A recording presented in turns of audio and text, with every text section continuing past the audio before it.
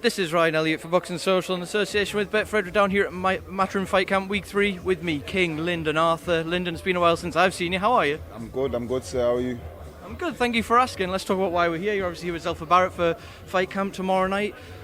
Just out there, he's going to be back again, second year in a row for him. What have you made of the whole setup this week and everything we're seeing here? Yeah, it's sick, innit? I've been here before when he boxed Eric Donovan. Yeah, the whole setup's sick. It's mad that this is somebody's backyard and Eddie's doing all right. But now, yeah, man, I'm excited to. Obviously, the fans are back as well, so I'm excited to see how it's going to go.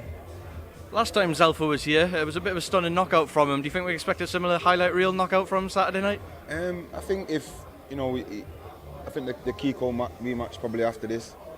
If he wants to put a bit of a thing out there, then yeah, he should knock him out. He should want to himself, and he says he's going to, and he says he's confident he will. So yeah. There's a lot of rematch talk around you both at the minute. We'll start with Zelfa. You mentioned there people are expecting the Kiko rematch later in the year if he does win on Saturday night. How sure are you that he's going to put in a more emphatic performance this time round and put it beyond doubt and to bed? Most definitely. I think the first fight, I think it needs a rematch. I think it does. I think the first fight he was trying to knock him out a bit too much. Zelfa's a great boxer, and when he boxes behind his skills and behind his flashiness and his flamboyance, he boxes well. He did that a bit in bits in the Kiko. I've seen him do it in the gym. I know he can do it throughout the 12 rounds of a fight. And if he'd have done that from the beginning, I think he would have knocked him out rather than try and knock him out. Everyone always says never look for a knockout and never come. I think that's what he was doing a little bit in the first fight, trying to force it a little bit. If he doesn't do that in the second fight, I think he'll get him out of there. Now, without getting too deep into it, it's been a bit of a hard time for Zelfa. I know yourself and Pat are really tight with him. How close-knit have you guys been in that time, and how well has he dealt with such a horrible time in his life as well? Well, he's here, he's fighting, so I think that goes to show, and you speak to him yourself and you're here. You know, it's kind of made him, I guess, a bit stronger in the head and in the mindset. I don't know, I deal with that personally, because again, I'm close to my mum just like Zelfa was. So, you have to applaud that he's able to still focus and still be in the gym and fighting. So, only happened this year. If that was me, I'd need way more than that also. I applaud his bravery.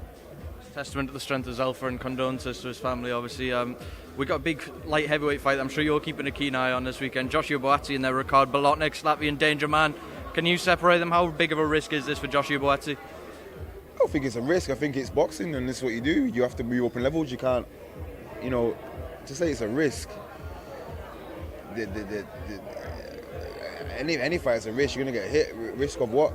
You have to do this. Joshua Buatsi wants to be a world champion. So this is just levels. This is just levels of boxing. This is just the territory of the sport, and you have to step up in levels. This is a great fight for Buatsi. I'm sure if he gets the job done like he normally does, and he gets him out of there, or he puts on a clinic and boxes his head off and beats him, great.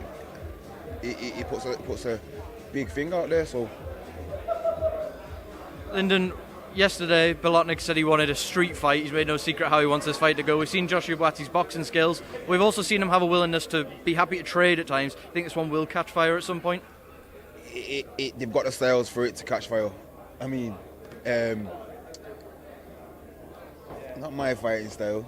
I love watching it, but for me, the headaches and all them things there. So, I'm excited for the fight. Bolotniks just walks forward, but Buatsi can box. He's got the great amateur pedigree. He's an Olympic bronze, a silver medalist. So the fight can catch fire. But I also believe that Buatsi could just box him up for the duration of the fight goes. I believe that. I've sparred with Buatsi many rounds years ago, but I know what his capabilities are. I've also boxed him years ago, so I get it with him, and he's definitely capable to box him. And with his new trainer Virgil, I think that's what they'll be going for. He's a great trainer. Buatsi can be a great fighter, so I expect him to do that. But like you say, once Buatsi gets hit, he shakes his gloves and he goes forward and he gets in a bit of a wall. So it can be a good fight. It can. You never know what's going to happen in this game, Lyndon. There's a bit of you going to be watching this fight on Saturday night thinking that at some point you could be in a huge fight with the winner down the line?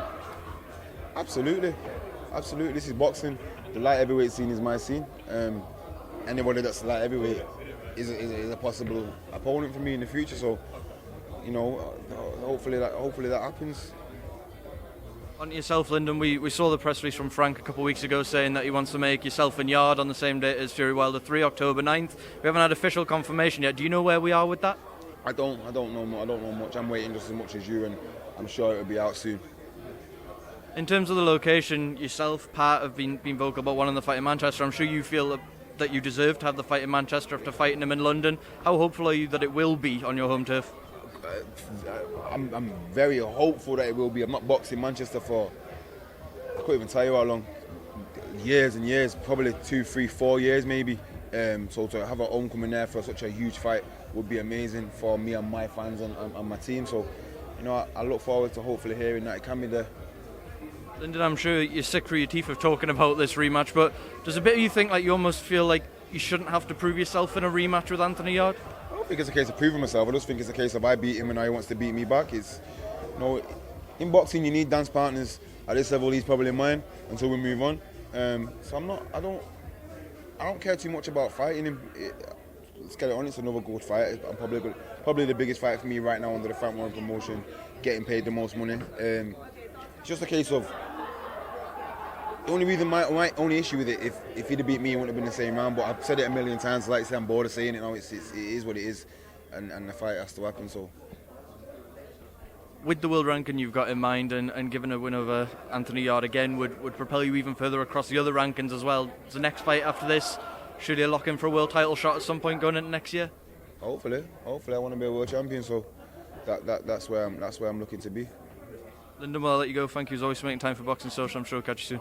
You